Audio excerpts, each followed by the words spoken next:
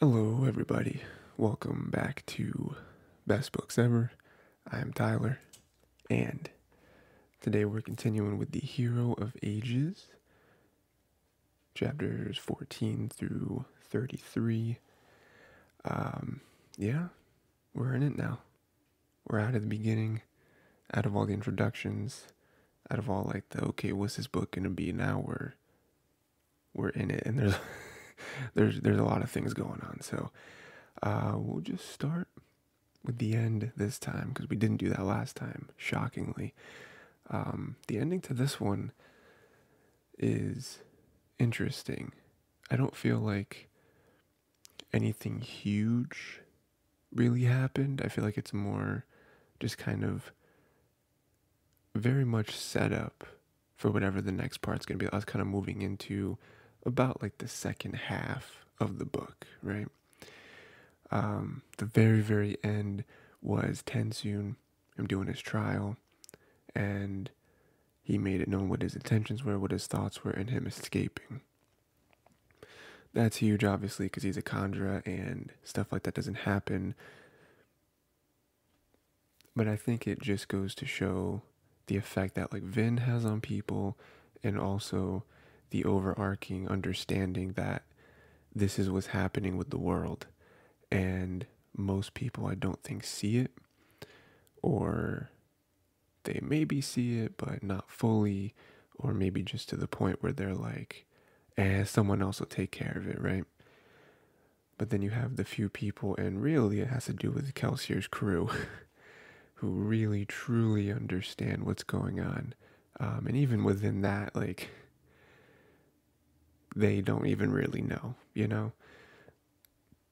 Um, but Tensoon does belong in that group, and him to be like, hey, listen, the world is ending. You guys don't understand. You still like this like trial and us, uh, trying to punish me for all these things. It's like you guys just aren't getting it, you know.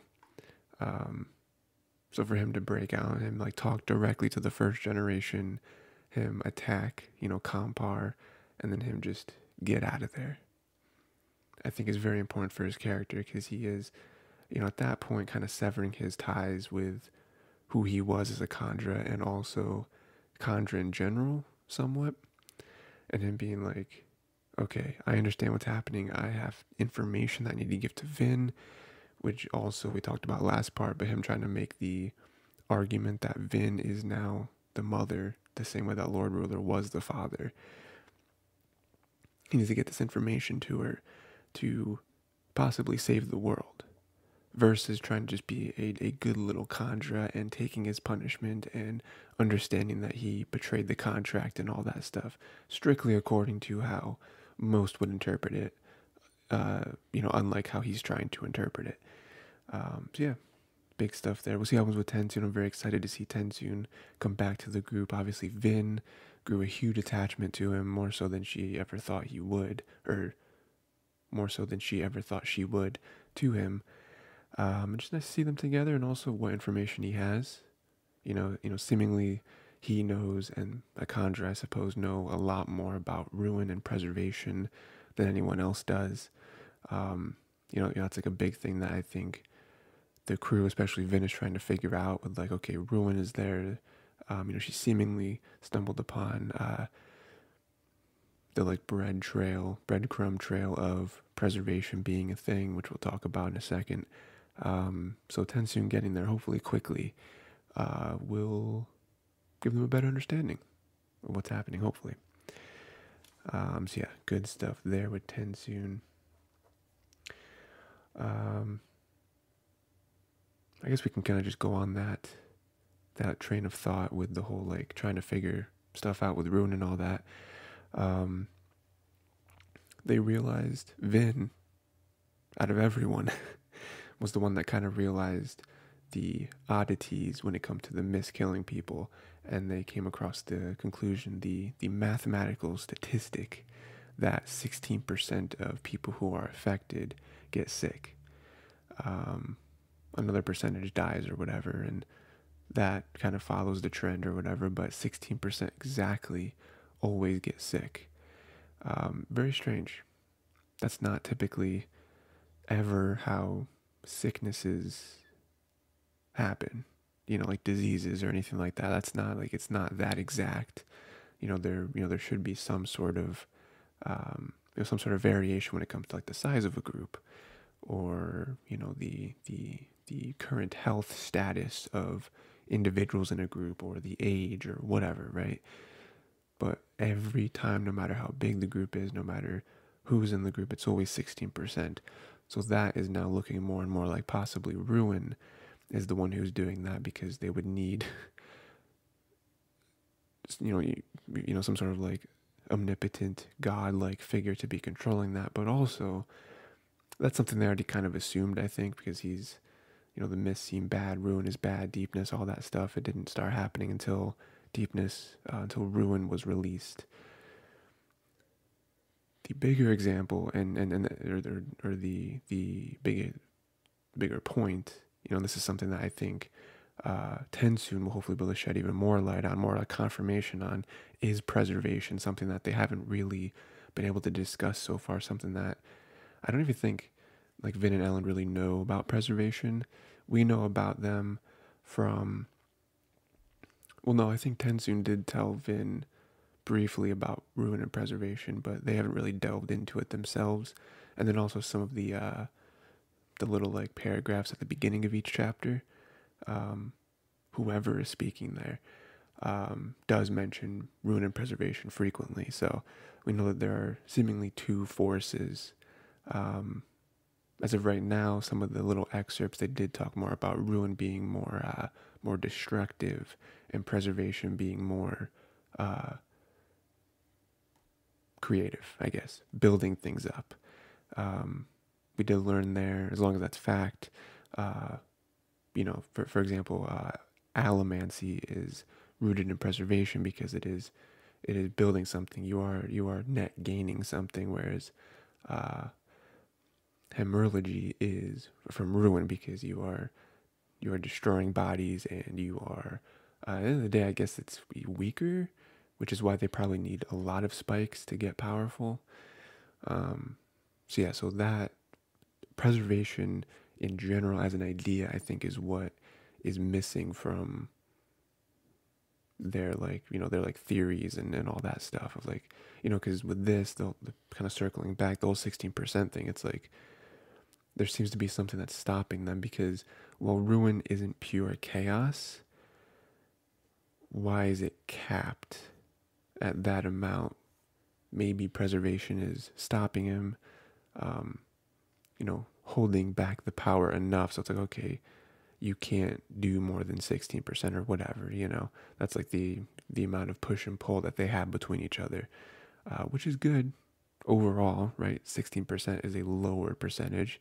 More people are staying healthy than getting sick. So I guess in that sense, preservation is winning in that battle, I guess.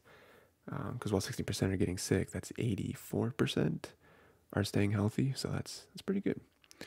So yeah, that's something that they're going to look more into. I don't know what exactly they'll learn from that, what more research can possibly be done, but just the fact that it exists, it's an idea that is being mulled around, and them getting closer and closer to realizing the whole like push and pull between Ruin and preservation, I think is important. What else do we have? So a couple more kind of ruiny, misty things happening. Apparently, the Terrace people are not affected by the day mists. I don't know how important that is. You all know, this is me rereading the book, so there are a lot of things I know. Everything, presumably.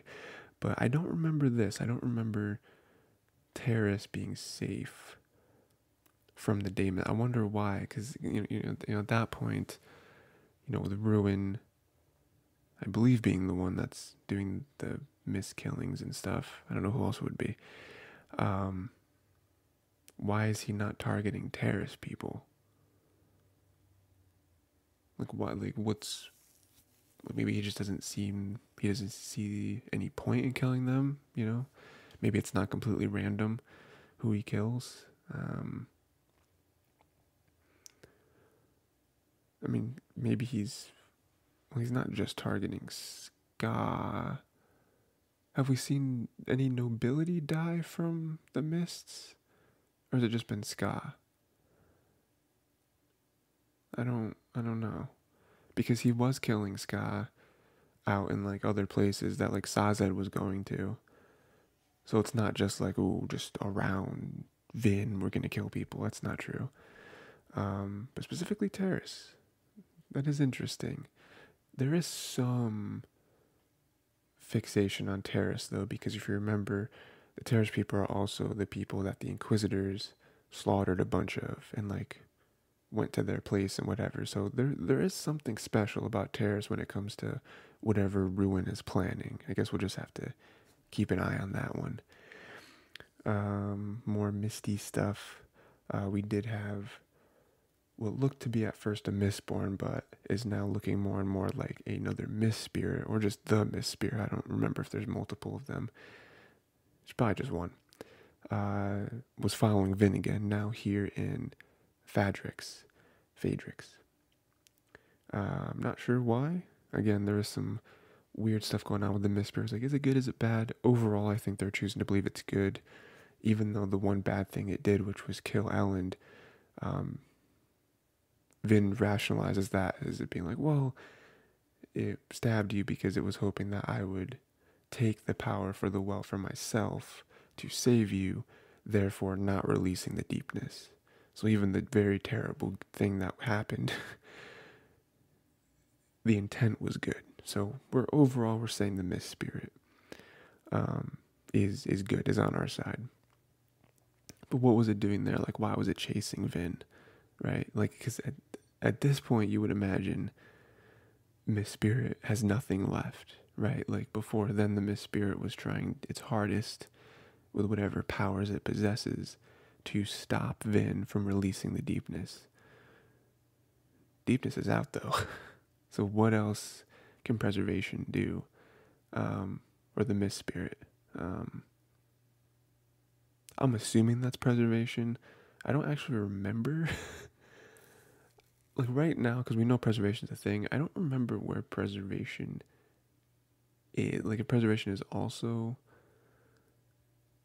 like a god in the sky. Or maybe like, because you know how Ruin has the Inquisitors. Maybe preservation has Mist Spirits? Maybe that's how that works.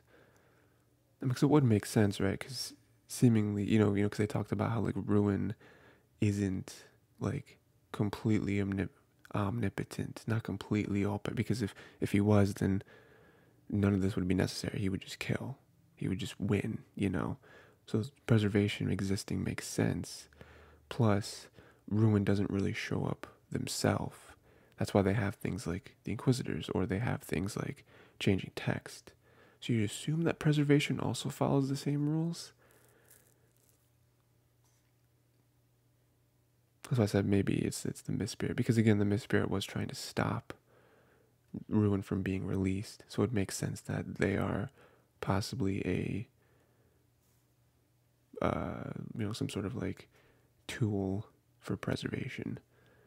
I feel like overall preservation is losing though. Because man, they're really. Oh, I wonder. I wonder. Because Ruin had to be released from the well. So was preservation also trapped somewhere? Yeah, I don't remember. I really don't remember that. Yeah. Let's see other stuff. Oh yeah, and also kind of connects to this as well. Vin does tell Elend about what she read, and about how they can't really speak out plans too much because Ruin can hear them. There's a whole conversation about trust, which I like. Yeah, it's gonna be tough to make plans and stuff. I don't know why they don't just write stuff in metal, but maybe even though if it's written in metal, Ruin can still read it. literally just thoughts are safe, maybe. It's gonna be tough, but I do trust them the same way they trust each other, because I think they spent so much time with each other that they kind of know what the other is thinking at points. So maybe them just kind of tipping each other off every so often will help them reach whatever conclusion they need to find. Very tough. This is a very tough position that everyone's in, because they're fighting more tangible things like the other people in the final empire, right? They're trying to take over all the different cities and stuff like that. But then they are also at the same time simultaneously fighting God. So it's like it's tough. It's tough because it's something that kind of Vin and Ellen sort of both express. And I think that's why they are split up so much, because Ellen, I think, is more so focusing on like what's in front of them with the armies and the cities and stuff, and Vin is sort of in the back trying to figure out what to do with Ruin and the mists and all that. Very, very tough situation they're in, to say the least. Let's see what else we have.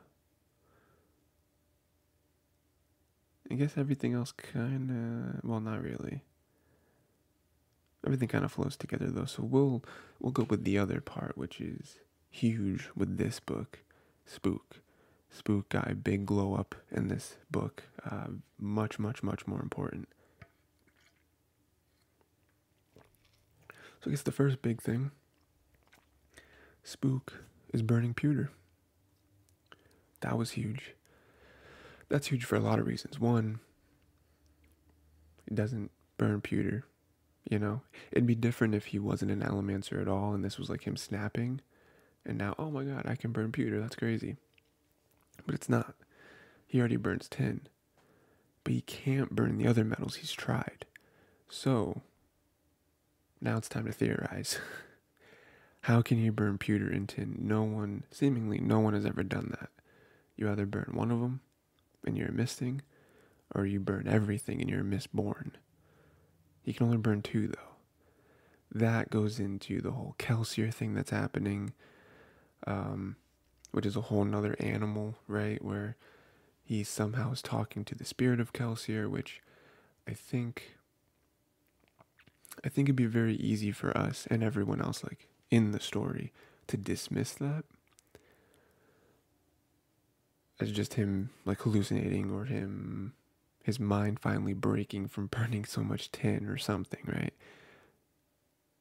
But Kelsier, quote unquote, has given him the ability to burn pewter. That, I think, is what makes it real, and that's what makes it hard to refute. Because it's like, oh, but he can burn pewter now. Like, how is he able to do that? It's tough, At this point, I don't even know what would be the answer to that. Like, unless it's really Kelsier, which honestly wouldn't put it past him for Kelsier to be the one god to, like, I mean, listen, it's hard to look at Sazed and all the religions, and, right now he's kind of in turmoil, right? He's sort of, what's the word I'm looking for? He's sort of like disproving every religion. But I think it's difficult because at the end of the day, they are fighting Ruin, who is seemingly an actual god.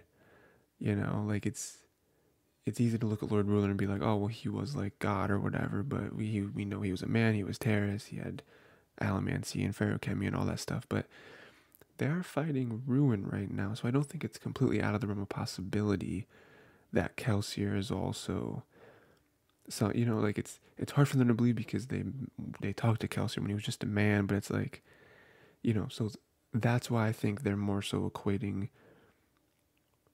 Kelsier to the Lord Ruler and less someone like Ruin, where it's like, oh, we know Kelsier just like Lord Ruler was an actual human person and all that, whereas Ruin seemingly has existed for forever, right? But this right here is hard to disprove, right? Like, again, we do go towards the end of the book when Spook does mention this and Sazed tries to brush it off, and Spook doesn't give as much information as I really wish he would have, because there's already weird stuff, right? Like, Sazed, Breeze, and to a lesser extent, Al-Rian we're noticing some weird things about Spook, but it's like, hey, it's Spook. Spook's always been kind of weird. They kind of, Sazed at least sort of figures some stuff out about Tin with him, and he's always clearly burning Tin like crazy. But there was some weird stuff about like Spook breaking the boards off of the building, and Sazed wasn't able to budge them. He's like, what is happening?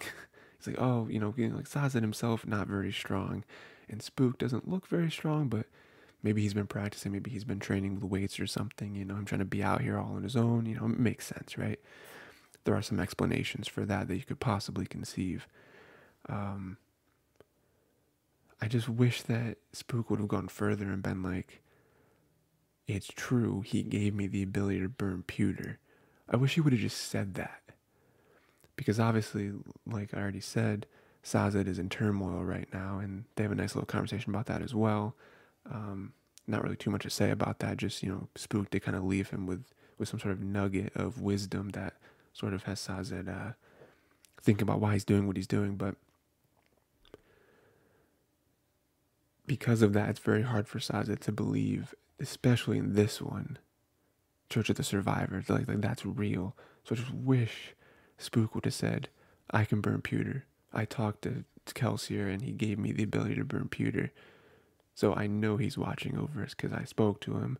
And listen, I also thought I was going a little crazy from like my injuries and whatever. I was hallucinating, losing my grip on reality. But I can burn pewter. That's a fact. Couldn't do that before. So I just wish he would have done that. That would have made things so much easier. But maybe I don't know. I don't really know an explanation for why he wouldn't tell them that. I don't know. I know there's more Kelsier and Spook stuff. Let me find it.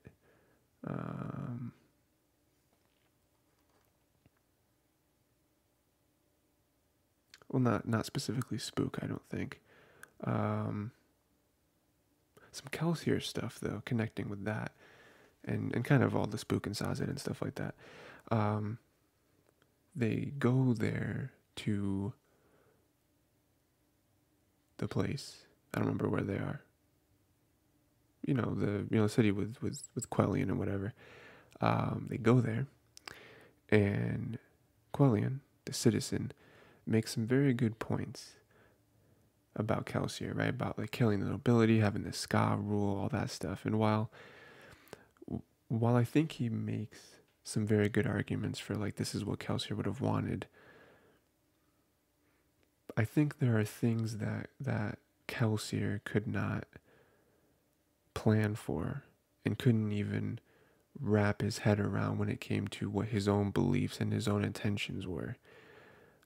While I believe that Kelsier wanted the nobility dead, while he wanted the Ska to rule, the people to rule, I think that there are circumstances in which that couldn't happen, in which forced his friends, Sazed, Breeze, whoever, to not quite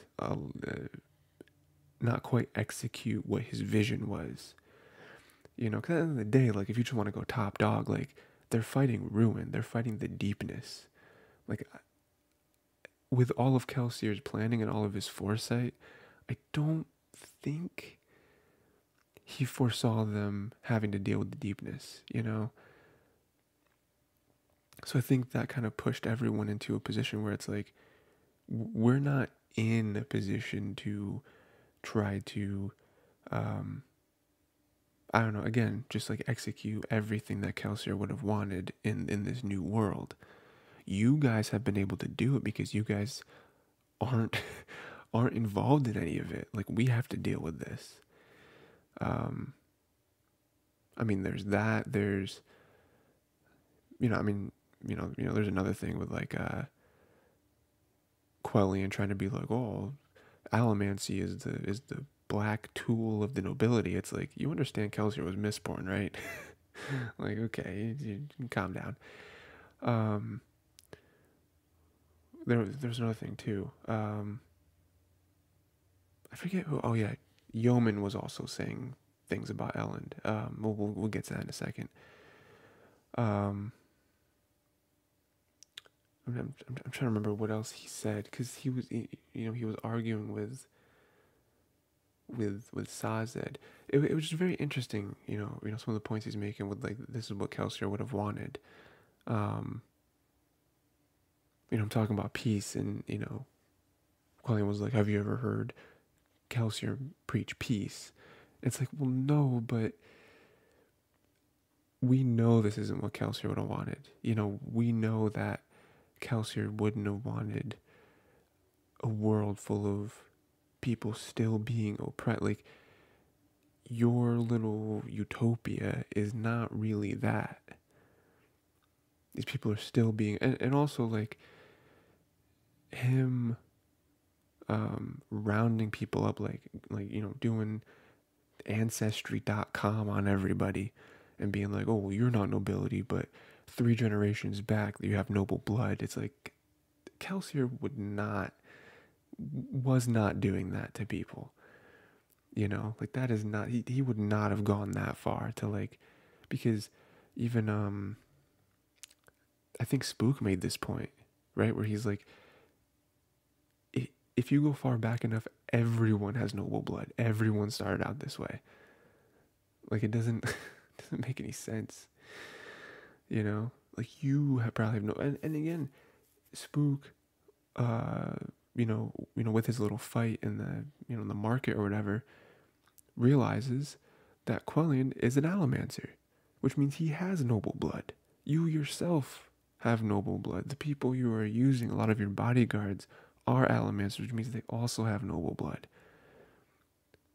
So, like, you trying to shame Sazed, Breeze, right? Saying, "Oh, you guys are hypocrites." It's like you yourself are also a hypocrite. What do you mean? So it's just very frustrating because while I think he makes a lot of good points, and I think there are some things that Kel's crew have done that Kelsier may not love. I think there's so many more variables that even Kelsier could not, you know, Kelsier was a great leader of his thieving crew. He was a great friend. He was a great mind, a great visionary. But there are a lot of things where, again, I think we talked about this maybe last book, maybe last week, maybe a week before, where it's like Kelsier was trying to discover the secret of the 11th metal. Never could. Vin not only did that, has discovered multiple other metals that Kelsier did not know about, seemingly. He did not know about duralumin. He did not know about electrum. It's like, even just with allomancy, the thing that he he took so much pride in, like, having knowledge of and having a grasp on, and being Mistborn was so true to who he was, he didn't have all the understanding of. So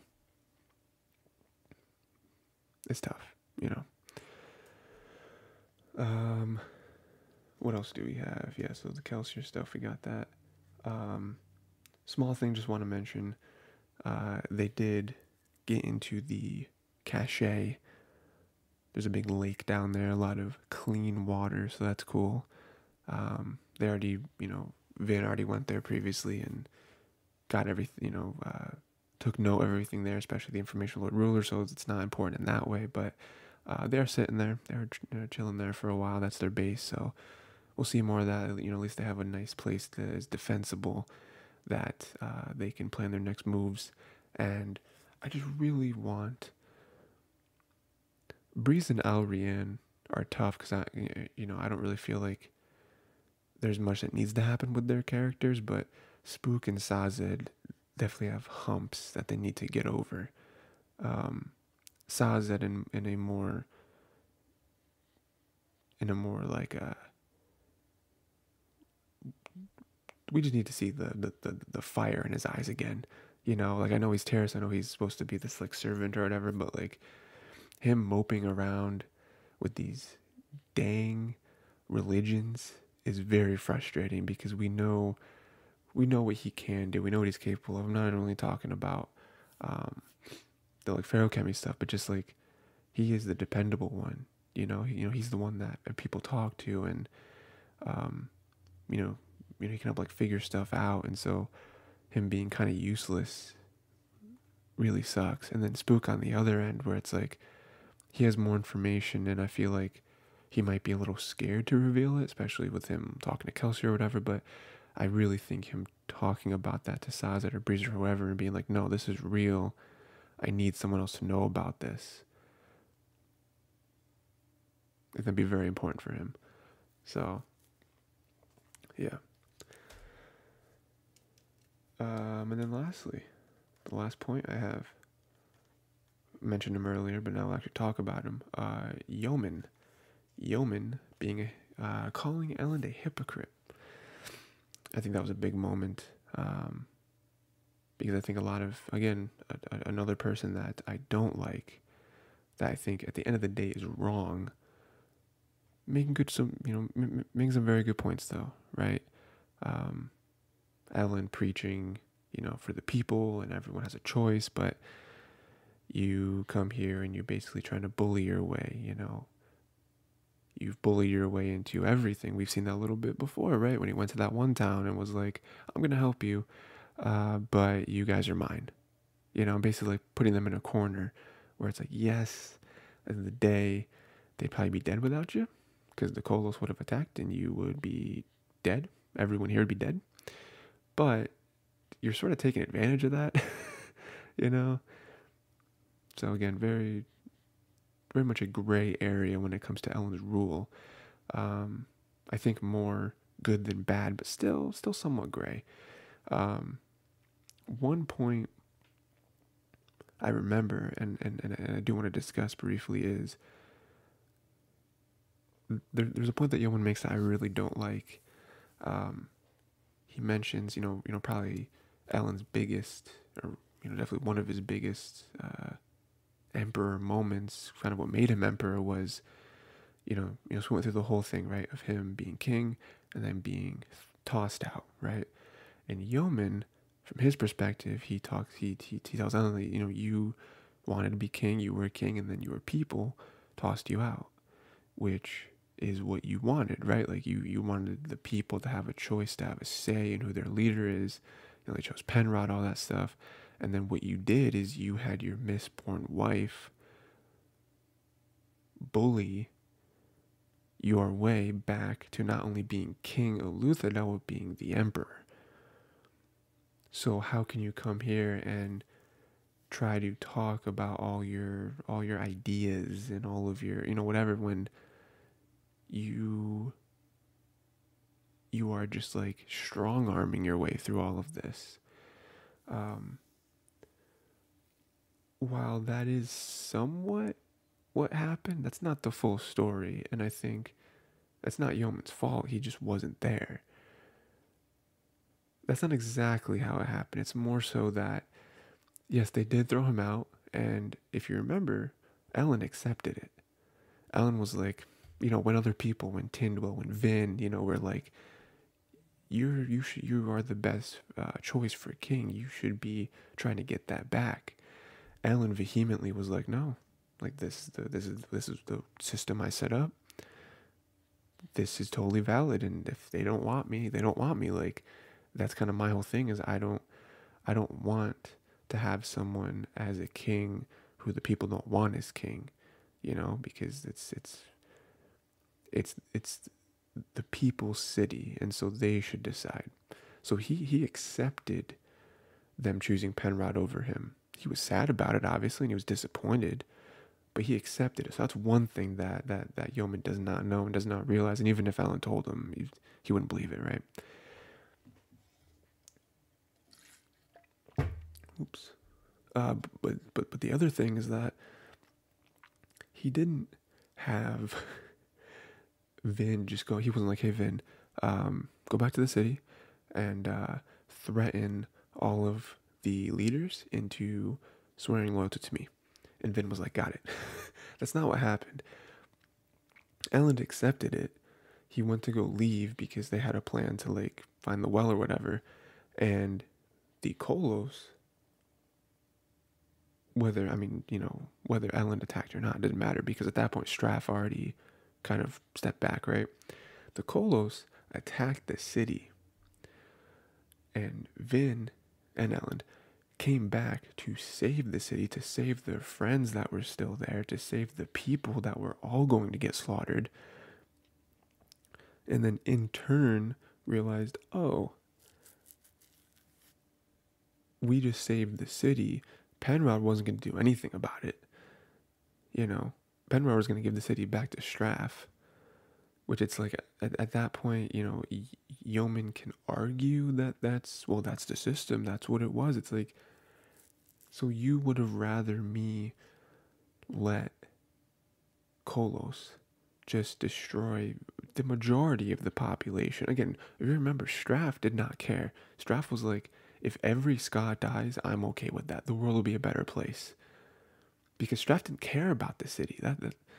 That's another thing where it's like, that's something that Elend and Yeoman seemingly somewhat relate on, where they actually care about the people that they're ruling, it seems. I mean, we know Elend does. We don't really know Yeoman that much, but, just from the little bit of conversation we had, we're assuming he's on a similar wavelength. Straff did not care. Straff didn't care about the people, So it's like, I don't know. It's not exactly, and again, it's tough. We've seen this multiple times in the book where we know what happened because we were there, unless there's an unreliable narrator. But that doesn't seem to be what Brandon is going for here. We know what happened. Obviously with like the Vin stuff, right? But there's still people who don't accept. I mean, even in this conversation, Vin's, Ellen makes an argument because, because Yeoman is like, oh well, the Lord Ruler touched divinity from the well, and Ellen is like, oh well, Vin did that too, and Yeoman's like, I don't accept that. It's like, okay, all right, and don't accept the story. So there's always, I mean, even with like the biggest thing with Vin killing the Lord Ruler, it's like people outside of Luthadel don't really believe that all the way. They probably just think it's like, again, like some sort of propaganda to strengthen Ellen's rule, right? But we know it happened, So again, I guess all in all, I'm just trying to say that very frustrating being on Ellen's side and knowing what Ellen and Vin and all these people have done, for everyone outside of that to be like, no, I don't accept it. And then even for Yeoman to be like, it'd be a better fate to face you and die than hand it over. And it's like, okay, all right, okay, we'll see. But yeah, that is the book. A lot of really good stuff happened this time. Again, it ends in a way where not a huge climax, I mean, TenSoon escaping is really cool, but I think it's more important like what he's going to do after he escapes, like when hopefully he gets back to Vin and them and gives some information that will maybe change the tides on the weird like religious war that's happening. But yeah, we will see.